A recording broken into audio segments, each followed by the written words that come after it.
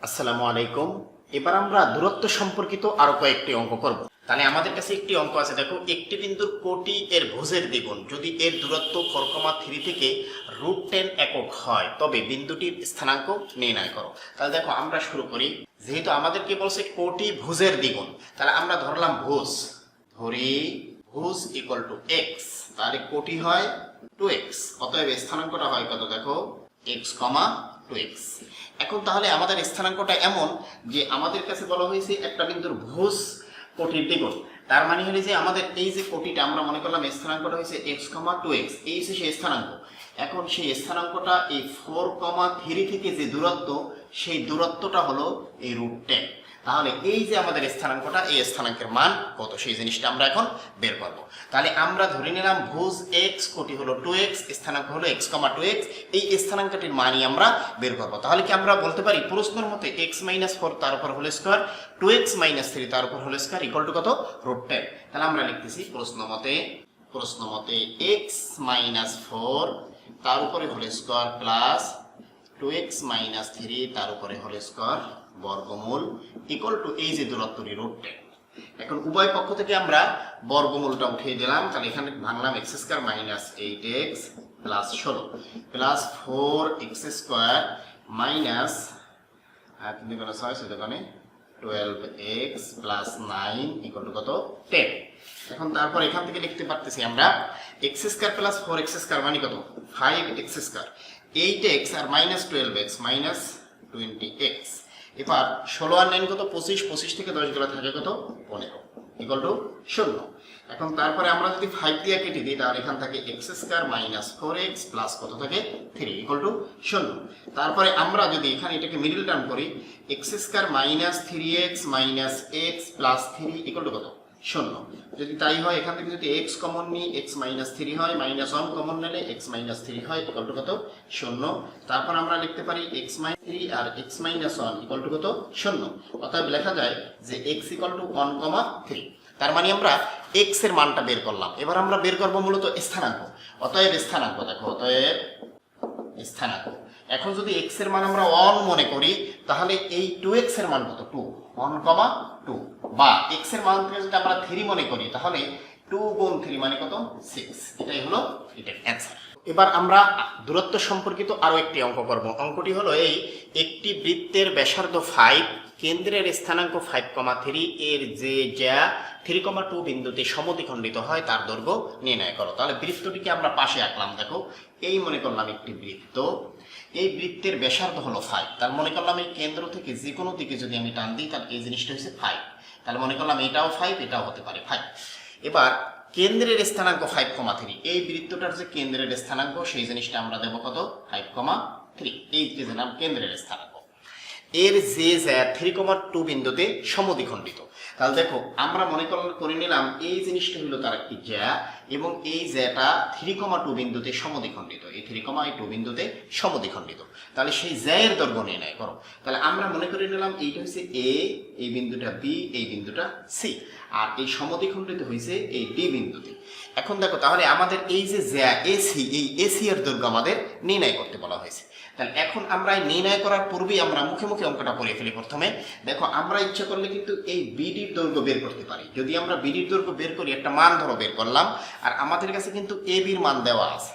যদি এবির মান দেওয়া থাকে আর বিডির দৈর্ঘ্য বের করলাম তাহলে পিথাগোরাসের সূত্র অনুসারে কিন্তু আমরা এডির মানটি বের করতে পারি। আর যদি এডির মানটি আমরা বের করে ফেলতে পারি তাকে 2 দিয়ে গুণ দিলেই কিন্তু আমাদের এসির মান পেয়ে যায়। আবার আমি রিপিট করতেছি অঙ্কটি। দেখো প্রথমে আমরা বিডির দূরত্বের সূত্রের মাধ্যমে বিডির মানটি বের করব। বিডির মানটি বের করার পরে আমাদের কাছে যেহেতু এবি আছে তাহলে পিথাগোরাসের সূত্র অনুসারে এই ত্রিভুজটার, এটি যেহেতু একটি সমকোণী ত্রিভুজ, এটার উপরে এটি লম্ব, তাহলে পিথাগোরাসের সূত্র অনুসারে আমরা এখান থেকে এডির মান বের করব।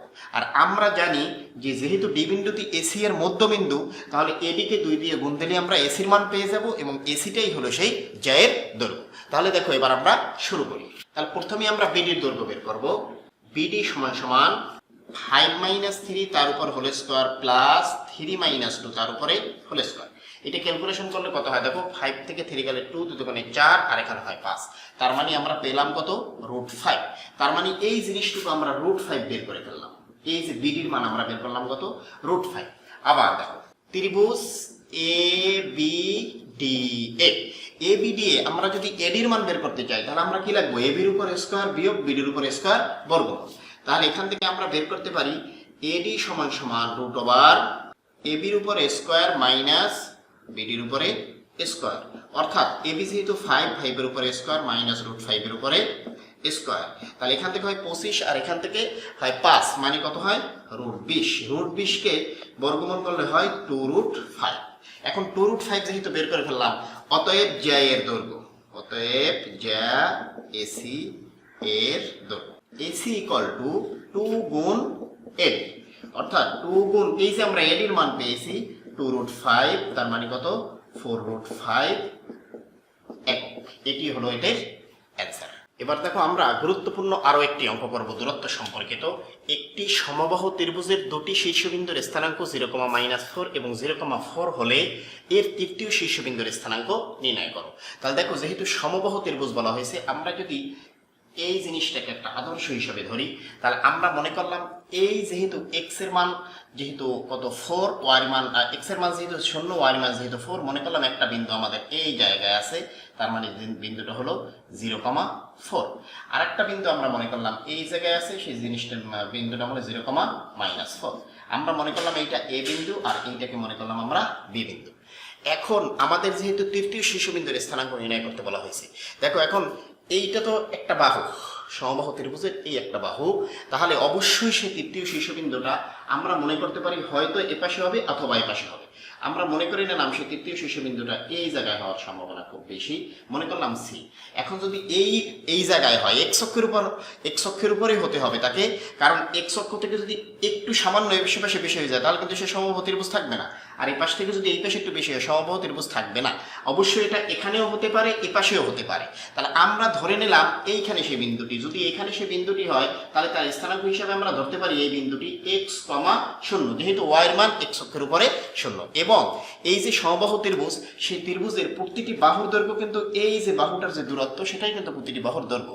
তাহলে এখন আমরা সমাধান দিয়ে প্রথমে আমরা লিখে দিতে পারি সমবাহু ত্রিভুজের প্রতিটি বাহুর দৈর্ঘ্য আমাদের প্রতিটি বাহুর দৈর্ঘ্য। তাহলে দেখো প্রতিটি বাহুর দৈর্ঘ্য যদি আমরা এটাকে ধরি, তার মানে AB equal to BC equal to কত CA, সেই দৈর্ঘ্যটা হলো আমাদের এই যে দূরত্বটা, এই দূরত্ব। তাহলে 0 থেকে 0 বিয়োগ দিলে যা কিছু তাই থাকে, -4 এই জিনিসটাকে যদি আমরা এই কাজ করি তাহলে আমরা দেখতে পাচ্ছি কত হচ্ছে 8। যদি আমরা এই 8 বের করি প্রতিটি বাহুর দৈর্ঘ্য, তাহলে আমরা কিন্তু এসিকেও দৈর্ঘ্যটা মনে করতে পারবো, এই জিনিসটাকেও কিন্তু আমরা এই দূরত্বটা মনে করতে পারবো। এখন দেখো তাহলে আমাদের দরকার কিন্তু x এর মানটা আমাদের বের করা। তাহলে কি আমরা লিখতে পারি প্রশ্ন মতে এই দূরত্ব ইকুয়াল টু কত 8। দেখো তাহলে প্রশ্ন মতে AC ইকুয়াল টু 8। এখন AC এর দূরত্বটা হবে x-0 তার উপর হোল স্কয়ার 4-0 তার উপরে হোল স্কয়ার এই বর্গমূল ইকুয়াল টু কত 8। তাহলে এখান থেকে যদি আমরা উভয় পক্ষকে বর্গ করে দিই তাহলে এখানে x² আর এখানে হয় কত 16 আর এখানে হয় 8 কত 64। তাহলে আমরা এখান থেকে লিখতে পারি x² ইকুয়াল টু কত হয় 48। অতএব x ইকুয়াল টু যদি √48 হয় তাহলে আমরা জানি 3-16 48। তাহলে দেখো এবার অতএব x ইকুয়াল টু আমরা পাচ্ছি +-4√3। তার মানে x এর মান +4√3,0 অথবা -4√3,0। তার মানে আমাদের স্থানাঙ্ক তৃতীয় শীর্ষবিন্দুর স্থানাঙ্কটা হলো এই। অতএব তৃতীয় শীর্ষবিন্দুর স্থানাঙ্ক C +-4√3,0। এটি হলো এটির অ্যান্সার। সবাইকে ধন্যবাদ।